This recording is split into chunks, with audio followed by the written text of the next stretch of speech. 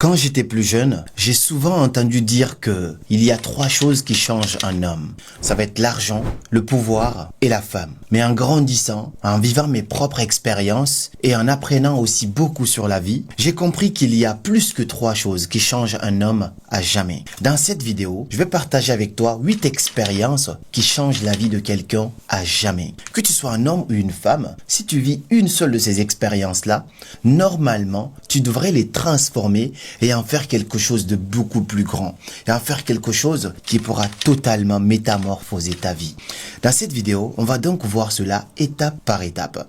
Si tu te reconnais dans cette vidéo, le plus important, ce n'est pas de culpabiliser, mais c'est de prendre conscience. Comme je le dis souvent, il suffit d'un simple déclic, d'un événement, pour transformer la vie de quelqu'un à jamais. On en parle dans mon prochain livre. Mais avant même de parler de mon prochain livre et de rentrer en profondeur de cette vidéo, il faut savoir que mon livre, Les mots pour les mots, c'est mon premier livre, est disponible sur Amazon. Le lien se trouve en dessous. Si tu l'as pas encore lu, tu peux directement t'en procurer en attendant la sortie de mon deuxième qui va être juste incroyable. Mais il faut d'abord te mettre à jour avant qu'on ne puisse avancer. Mais au-delà de cela, j'ai une deuxième information pour toi. Si tu as déjà entendu parler des concerts éducatifs, c'est un concept qu'on a mis en place, qui a tourné dans beaucoup de pays et beaucoup de villes aujourd'hui. Et ben notre prochaine édition pour cette année 2026, ça se tiendra à Paris. On a pris une salle de plus de 1000 personnes pour vivre un événement de transformation. On abordera vite fait du développement personnel, mais surtout la thématique de cette année, c'est le digital au service de votre liberté financière. Vous n'avez pas forcément besoin de rentrer en Afrique pour lancer un business. Aujourd'hui, des milliers de personnes profitent d'Internet, du digital pour transformer leur vie, générer des millions d'euros et voyager à travers le monde. Alors pourquoi pas toi? C'est pour ça qu'on organise cet événement. Il va y avoir plusieurs acteurs de digital qui vont venir vous partager des clés qui vont vous permettre vous aussi de prendre votre part du gâteau. La billetterie elle est ouverte dès maintenant. Les places actuellement, on est en Early Bird, donc les places sont vraiment accessibles. Le lien se trouve en dessous pour sécuriser ta place, que ce soit la place standard ou VIP pour être avec eux, ainsi de suite. Tu vois un peu. Le lien est en dessous et on se retrouve le 12 septembre à Paris pour le méga concert éducatif. Sans plus tarder, on retourne à notre vidéo. Petite précision, il y a beaucoup de points dans cette vidéo qui sont des événements douloureux, des choses négatives. Mais j'ai aussi fait de mon mieux pour inclure des choses positives qui peuvent t'arriver, qui peuvent totalement changer ta vie. Tu vas te reconnaître dans la plupart des points de cette vidéo. Que tu aies 20 ans, 30 ans, 40 ou même 50 ans, chacun y prendra part et verra son compte dans cette vidéo. 1. L'homme qui fuma pour la première fois. C'est l'histoire d'un monsieur qu'on m'a raconté quand j'étais plus jeune. C'est un monsieur qui était aux États-Unis, qui envoyait de l'argent chaque mois à son frère pour lui construire une villa. Il a travaillé à l'étranger pendant plus de 20 ans. À chaque fois, il économisait de l'argent pour essayer de se bâtir une belle villa, rentrer et retourner dans son pays en Afrique pour pouvoir vivre paisiblement. À chaque fois qu'il envoyait de l'argent, on lui montrait la construction d'une villa. On lui disait, ça c'est ta villa. Donc dans sa tête, c'est sa villa qui est en train de monter, il va venir tranquillement et rentrer dans cette villa. Alors que non, ce n'était pas sa villa, c'était juste la villa d'un voisin à côté qui était en construction et c'est ce qu'on lui montrait en disant que c'était sa villa. Donc il a amené de l'argent encore et encore et un jour il était temps pour lui de rentrer chez lui, épouser une femme, vivre son rêve africain finalement. Il rentre, il demande à ce qu'on l'envoie sur son terrain et on lui présente un terrain vide. Il y avait juste les fondations qui étaient posées, il n'y avait rien sur le terrain. Il dit non, je parle pas d'ici, je veux dire mon terrain, ma villa que j'ai construite. On lui dit non, ton frère t'a arnaqué tout ce temps, il a jamais rien construit. Tout ce que tu lui as envoyé, il en a fait autre chose, il a construit des projets pour lui-même. Pour la première fois, ce monsieur n'avait jamais fumé ni bu d'alcool de sa vie. Il a demandé à quelqu'un de lui passer une clope, il a fumé. Tellement qu'il était sous le choc. L'expérience numéro 1, c'est la trahison douloureuse d'un proche. Parce que face à cela, le plus important ou le plus douloureux, ce n'est pas de recevoir un couteau dans le dos. Oui, ça fait mal de perdre de l'argent, mais c'est de se retourner et de voir qui tient ce couteau-là. Voir que la trahison, la plupart du temps, ça vient d'un proche. Quand tu vis un événement comme ça, tu ne perds pas juste de l'argent. Tu ne perds pas juste un proche. Tu perds aussi ta naïveté. Ce type d'événement peut soit être un tremplin positif pour totalement transformer ta vie en ne faisant plus jamais confiance à qui que ce soit, ou sinon, ça peut amener d'autres personnes en dépression ou même avoir des idées noires pour faire des choses que je ne recommanderais jamais. 2. La perte d'un proche. Il s'appelait Will, il était un jeune ordinaire qui vivait une vie ordinaire avec un rêve ordinaire. Le père était le père de famille de plus de 9 enfants. Avant la mort de son père, c'était déjà difficile. Et puis en 2016, boum, il perd son père sans même s'y attendre. Il est tellement choqué face à la vie qu'il n'a pas les mots. Pendant plusieurs mois, il part en dépression et puis derrière cela, il se rend à l'évidence. 9 enfants. Si lui ne se lève pas pour faire quelque chose, qui va faire quoi pour lui? Cet événement douloureux, la mort de son père, a été le tremplin. C'est comme si son père a dit, je vais m'éclipser, je vais te laisser la place mon petit et tu vas faire mieux que moi. Depuis la mort de son père, sa vie n'a plus jamais été la même chose. Face à des difficultés, des situations inconfortables, à chaque fois, il avait eu une idée. Si mon père m'observait, qu'est-ce que je veux qu'il pense de moi? Et comment je peux faire encore mieux que ce qu'il a fait pour sécuriser ses arrières? Le combat n'est pas simple, mais un seul événement a transformé sa vie à jamais. Ça, c'est l'histoire de Will que vous allez découvrir dans de belles choses qui vont arriver très prochainement. Mais tout ça pour te dire, il y a de ces personnes qui vivaient une vie tranquille, une vie normale. Il a fallu tout simplement qu'ils perdent quelqu'un auquel ils ne s'attendaient pas du tout. Au début, ils sont sous le choc et plus tard, cela va créer en eux une force incommensurable qui va totalement transformer leur vie. Alors si tu as perdu un proche aujourd'hui, demande-toi, qu'est-ce que cette personne aurait pu attendre de toi? Comment tu peux faire pour te rendre fier d'abord toi, mais aussi pour honorer cette personne qui est partie? Beaucoup de gens se sont servis de cet événement-là. J'en ai connu des tas de personnes que j'ai croisées qui ont réussi à transformer leur vie suite à la mort d'un proche. Et moi, personnellement, cette histoire de Will, c'est de moi que je suis en train de parler. Ma vie a pris une autre tournure le jour où j'ai perdu mon père. Ma vie n'a plus jamais été la même chose. Parce que cette rage, cette douleur qui s'est créée ici, c'est devenu ma force. Ta douleur est une force. 3. Une rupture douloureuse. J'avais un ami qui pensait connaître tout sur les relations. Il a rencontré sa première copine, il était super excité, partout il passait, il parlait de sa copine. Ouais, moi, j'ai trouvé la femme de ma vie, ainsi de suite.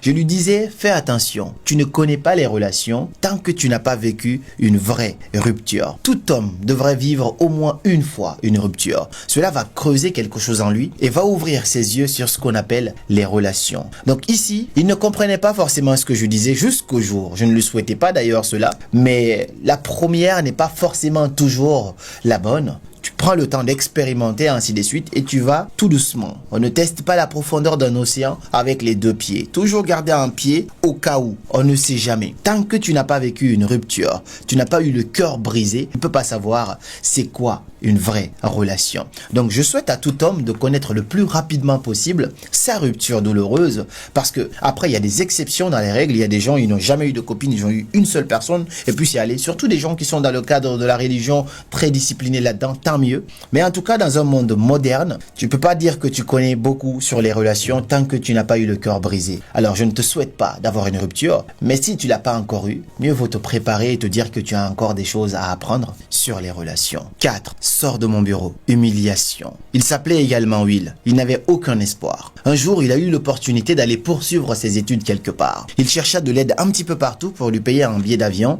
mais il y avait absolument personne pour l'aider. Mais il avait quelqu'un dans sa famille qui avait les moyens, qui était haut placé. Il va voir ce monsieur, il lui dit « J'ai besoin d'aide pour que tu puisses m'aider à avoir mon visa et payer un billet d'avion. Un jour, je te rembourserai. » Pour rendre courte cette histoire, ce monsieur ne l'a non seulement pas aidé, mais l'a aussi humilié devant tous les gens de son bureau. Ce jour-là, ce jeune homme a appris à voir la vie d'un autre œil.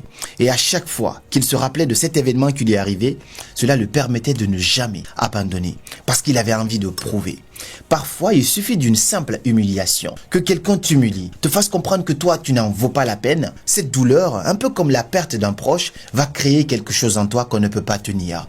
Donc, si jamais tu as vécu une humiliation, dis-toi que ce n'arrive pas par hasard. Tu peux te servir de cet événement-là parce que j'ai vu des tas de personnes qui ont totalement changé leur vie à travers cela. J'ai eu une dame en coaching à l'époque qui s'est fait quitter par son mari avec 3 enfants. Elle s'est retrouvée comme ça, humiliée, 3 enfants à sa sa charge. Et puis le monsieur lui a dit des mots qu'on ne devrait pas dire à quelqu'un. Elle a gardé ça sur le cœur, mais c'était la force, c'était l'essence dont elle avait besoin. Quand elle était en coaching avec moi, on a travaillé sur son business, sur sa philosophie de vie, sur sa mission. Quand les choses ont commencé à devenir de plus en plus claires, je me rendais compte que son essence, c'était cette douleur qui était en elle, l'humiliation qu'elle avait subie. Elle avait envie de prouver à ces personnes-là que elle n'était pas la bonne proie, la vraie proie. Et ça, c'est merveilleux. Alors, peu importe ce que tu as vécu, tu peux décider de transformer ce citron vraiment amer, en limonade. Et tu vas voir, les gens vont l'acheter. 5. La mort imminente. L'expérience de la mort imminente, c'est ce qui aboutit finalement à ce qu'on appelle memento mori. Souviens-toi que tu mourras. Steve Jobs le disait. C'est un homme qui savait qu'il allait mourir dans pas longtemps. Et il a dit un jour dans un discours quelque chose qui m'a énormément marqué. Il a dit, se rappeler qu'on va ou qu'on peut mourir bientôt, c'est ce qui donne la force de prendre des bonnes décisions. Steve Jobs savait qu'il allait bientôt mourir parce qu'il était atteint d'une maladie. Et cela a permis aujourd'hui de découvrir les meilleures tablettes, les meilleurs téléphones, parce que c'est un homme qui a décidé de penser comme s'il allait mourir demain. Alors qu'est-ce que je veux laisser comme trace ici à l'humanité? C'est un peu mon cas ces derniers jours. L'événement douloureux que j'ai vécu, ça m'a enseigné vraiment des leçons. Je vous ai fait une belle vidéo ici qui est sortie la semaine dernière. Et dans ces leçons-là, je me rappelle, je te dis, j'étais posé, je voyais des gens brancher des choses sur moi. On me disait des choses qui étaient d'une manière grave. Et surtout, l'expérience qui m'a le plus touché, même un petit peu traumatisé, c'est quand tu es couché dans cette salle, tu es déshabillé et les médecins, il y en a 4, le cardiologue et tout, ils vont faire d'abord une prière dans leur langue et demander à Dieu de les accompagner dans cette quête-là. C'est bien sûr leur culture, mais moi, ça m'a un petit peu effrayé. Je les ai suivis dans la prière. J'ai aussi prié moi aussi dans ma religion, dans ma langue et tout ce qui va avec. Mais il y a quelque chose qui m'est traversé la tête. Et si ça ne se passait pas bien? Et si c'était la fin? Et c'est là que mon cœur commence à battre. Pas parce que j'ai peur de la mort, mais j'ai peur des conséquences. Là, je commence à me poser une question. Est-ce que je suis satisfait de mon existence ici sur Terre? Est-ce que je suis satisfait de mon parcours ici? Est-ce que j'ai tout fait bien? Si je dois te dire la vérité, c'est que non, je n'étais pas vraiment satisfait. Je n'étais pas vraiment prêt à partir. Parce que je me disais que je n'ai pas fini ma mission. Je n'ai pas fini ma mission quand je regarde derrière moi des gens qui comptent pour moi. Je n'ai pas vraiment l'impression d'avoir terminé ce que j'ai envie de faire pour ces gens. Et surtout pour l'humanité aussi. J'ai envie d'accrocher un drapeau quelque part. Mais je suis sur le chemin. Je n'ai pas encore fini d'être là-bas. Donc si je partais maintenant, je pense que ça allait être une douleur aussi pour moi, même si on dit que les gens partent en étant apaisés. Dieu merci, je suis là en bonne forme. Mais cette expérience-là m'a réveillé. Et le fait d'être là aujourd'hui, je suis avec une nouvelle rage, une nouvelle mission. C'est pour ça, dès après ma maladie, la première chose que j'annonce, c'est le concert éducatif. Je prends un risque de louer une salle des dizaines de milliers d'euros, plus de 20 000 euros la salle, pour pouvoir réunir 1000 personnes. Avant, je me serais dit, mais et si tu échoues, et si ça marche pas? Mais aujourd'hui, je m'en fous parce qu'un jour, je sais que je partirai. Et ce qui comptera, c'est l'impact que j'aurais eu dans cette humanité-là et aussi le bien que j'aurais fait à mes proches et à moi-même. L'expérience de la mort imminente, c'est l'une des plus belles leçons que la vie peut t'enseigner. Je ne t'ai pas demandé de mourir, mais le fait de savoir que tu vas mourir, tu vois la vie différemment et tu agis différemment. C'est là que Steve Jobs, il a fait la différence parce qu'il savait qu'il allait partir bientôt.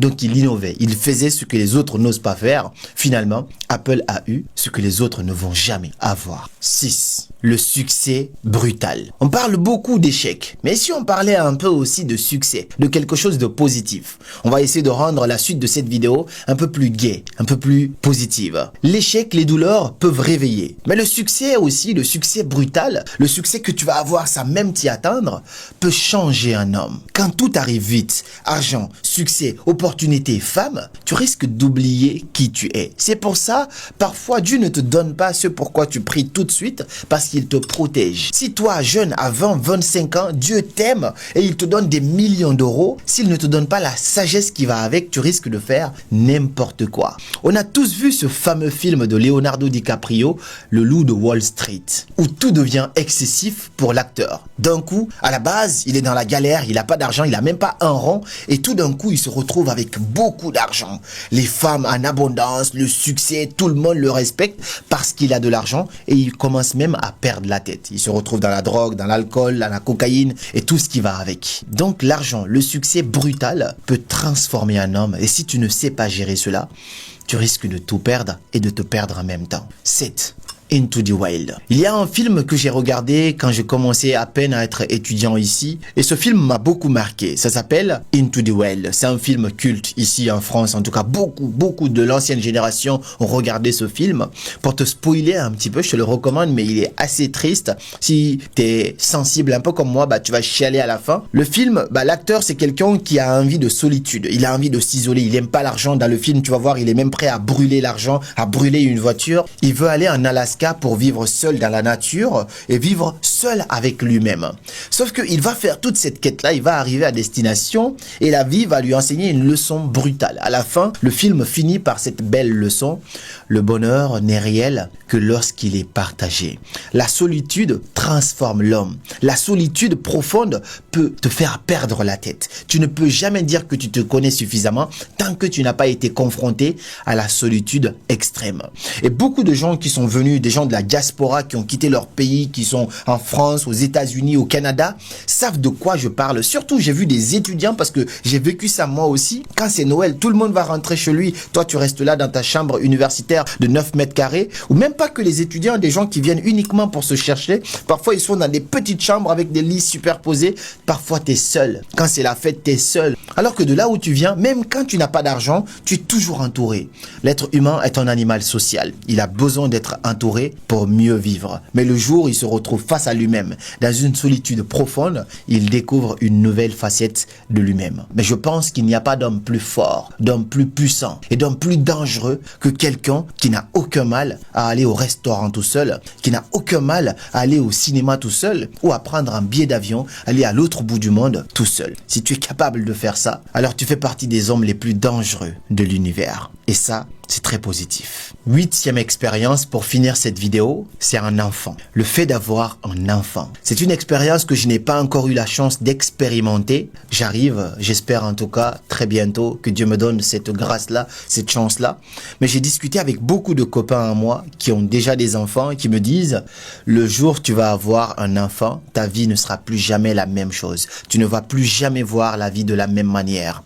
Aujourd'hui, c'est qui Karamo? Entrepreneur, je suis à gauche, je suis à droite, je suis en Indonésie, je suis à Dubaï, je bouge énormément, je fais des choix, ainsi de suite, je prends des risques, je saute du haut d'une falaise de plus de 100 mètres, je prends beaucoup de risques comme ça. Et j'ai un ami qui m'a dit, écoute, permets-toi tout ça aujourd'hui, parce que le jour où tu auras un enfant, ta vision de la vie va changer. Tu ne penses plus toi, tu penses vous, ton enfant et ta femme. Tu penses maintenant famille. Alors que Dieu nous donne à chacun cette grâce-là. Je connais des gens qui n'ont pas eu cette chance d'avoir des enfants, qui ont voulu mais qui n'ont pas eu, et d'autres n'ont pas voulu, tant mieux pour eux. Mais je pense que l'expérience d'avoir un nouveau-né, l'expérience d'avoir un enfant change un homme ou même une femme, bien évidemment, mais change quelqu'un à jamais. Ceux qui étaient comme ça et puis qui sont devenus un petit peu plus comme ça lorsqu'ils ont eu des enfants, dites-le moi dans les commentaires. Je suis très curieux de pouvoir en apprendre avant même d'arriver à cette expérience-là. Je pense que je ne devrais plus tarder. Ce n'est pas un standard de société, mais c'est quelque chose que je veux aussi personnellement. Donc je fais le souhait à l'univers de la bonne manière. Ça va arriver bientôt dans le cadre qu'il faut. Mais voilà 8 expériences qui changent un homme à jamais. La plupart de ces expériences-là, je les ai vécues. Je vous ai parlé de trahison, je vous ai parlé de humiliation, je vous ai parlé de la mort d'un proche, je vous ai parlé de l'expérience imminente.